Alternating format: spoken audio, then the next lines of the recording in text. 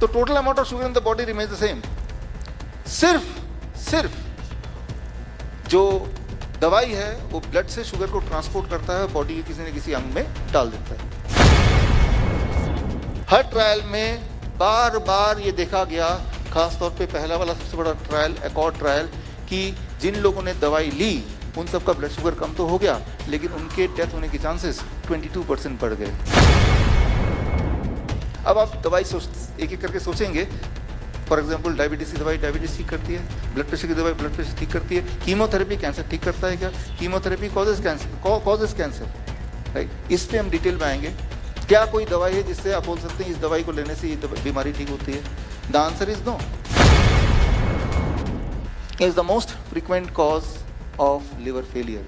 दुनिया में 50% liver failure जो है वो सिर्फ एक दवाई की वजह से। अगर ये दुनिया में नहीं होती तो आज लिवर फेलियर जितनी भी अभी है उससे 50% ही रह जाती।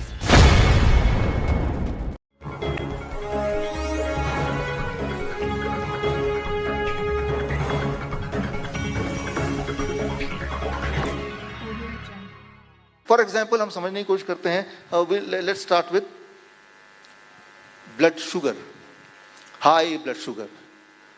अब कितने ब्लड शुगर को हाई ब्लड शुगर बोलते हैं, ये एक क्वेश्चन है। चलिए इसको छोड़िए, ये क्वेश्चन, इसका अलग अलग आंसर हो सकता है।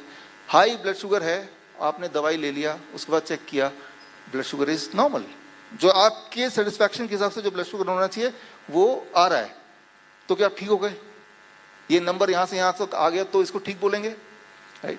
आपने नंबर को अपना गोल बना लिया, राइट? योर फोकस इज, आपकी जो बिंदु है वो नंबर पे है, उसी नंबर को आपने मना लिया कि ये नंबर जब यहाँ से यहाँ तक पहुंचेगा तो मैं अपने आप को ठीक मान लूंगा। आपने अपना गोल पोस्ट वहां डाल दिया।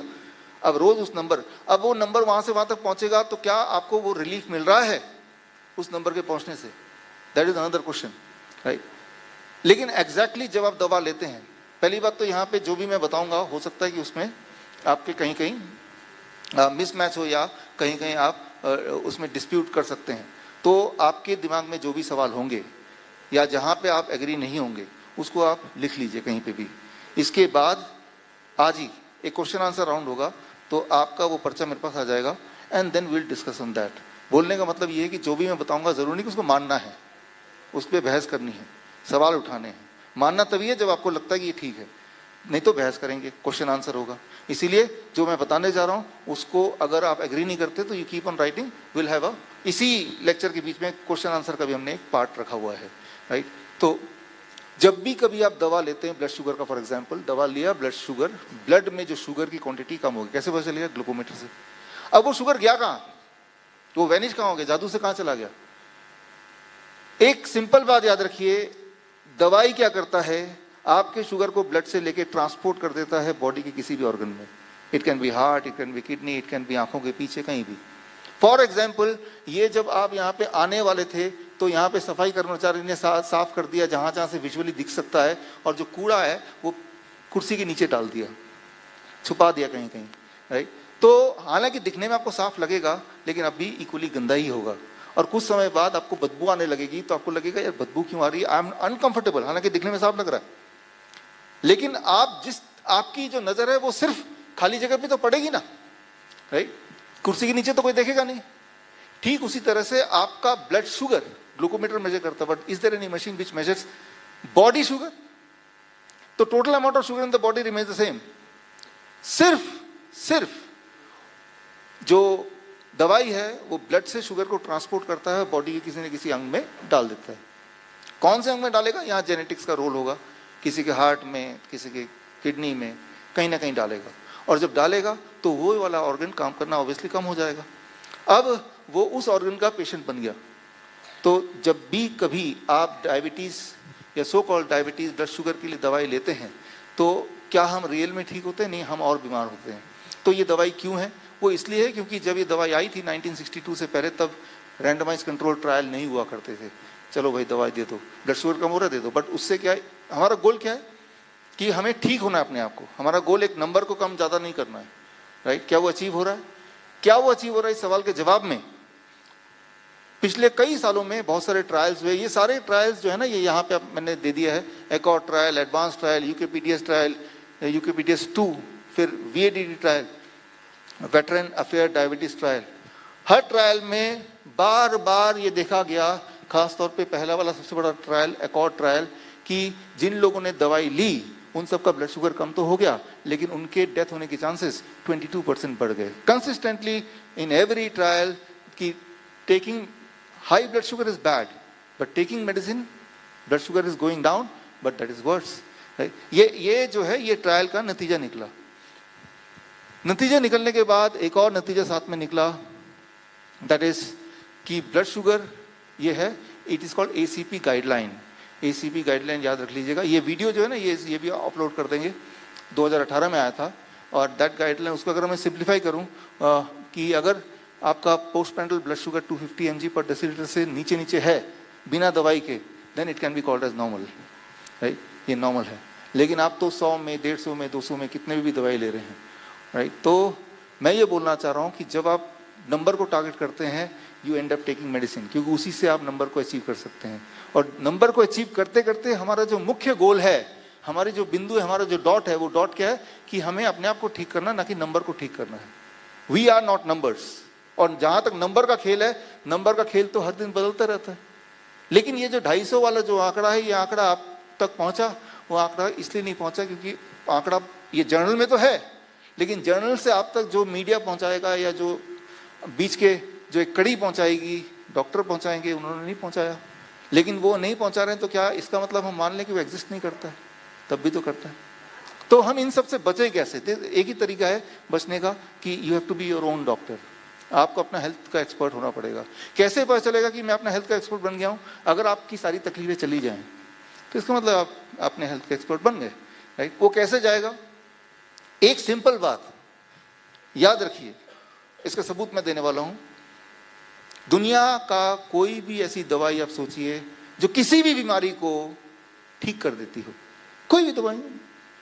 Think of any medicine which can cure any disease, any medicine curing any disease. अब आप दवाई एक एक करके सोचेंगे।